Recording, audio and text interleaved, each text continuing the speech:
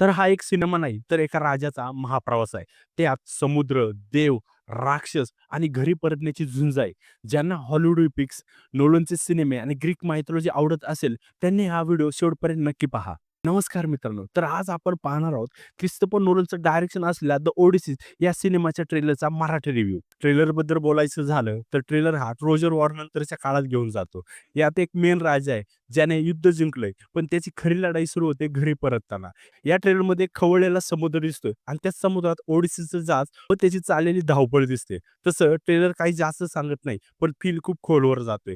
यावरून नोलनचा अंदाज स्पष्ट होतो, ज्यात कमी संवाद, जास्त व्हिज्युअल स्टोरी टेलिंग आणि मिस्टेरियस ॲटमॉस्फिअर आहे. द ओडिसी ही होमरची जगप्रसिद्ध ग्रीक इपिक कथा आहे.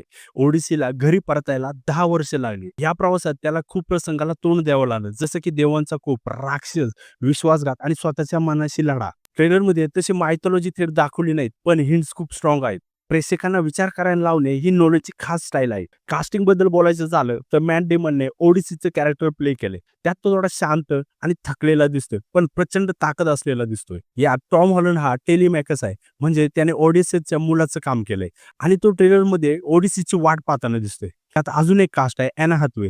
तिने पेनेलोप म्हणजे ओडिसीच्या पत्नीचं कॅरेक्टर केले. मला तर कास्ट तगडी वाटते आणि ती कुठेही ओव्हर ॲक्टिंग करताना दिसत नाहीये. आता नोलनबद्दल बोलायचं झालं, तो प्रसिद्ध आहे त्याच्या डायरेक्शन बद्दल. त्याने हा पूर्ण सिनेमा IMAX 70 mm वर शूट केलाय आणि त्याने कमीत कमी CGI वापरल्याचा फील येतोय आणि जास्तीत जास्त रिअल लोकेशन्स वापरल्याचा फील येतोय. या ट्रेलरमधील प्रत्येक सीन वॉलपेपर सारखा वाटतोय. ओशन शॉट्स, लाईट्स, शॅडो हे सगळे रॉ आणि रिअलिस्टिक वाटतंय.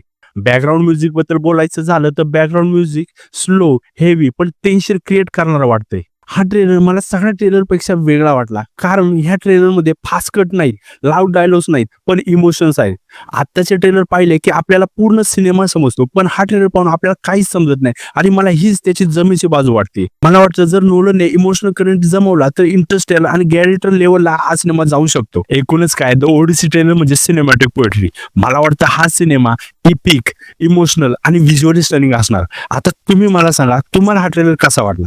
तुम्हाला व्हिडिओ आवडला असेल तर लाईक करा, शेअर करा आणि आपल्या चॅनलला सबस्क्राईब करा. धन्यवाद.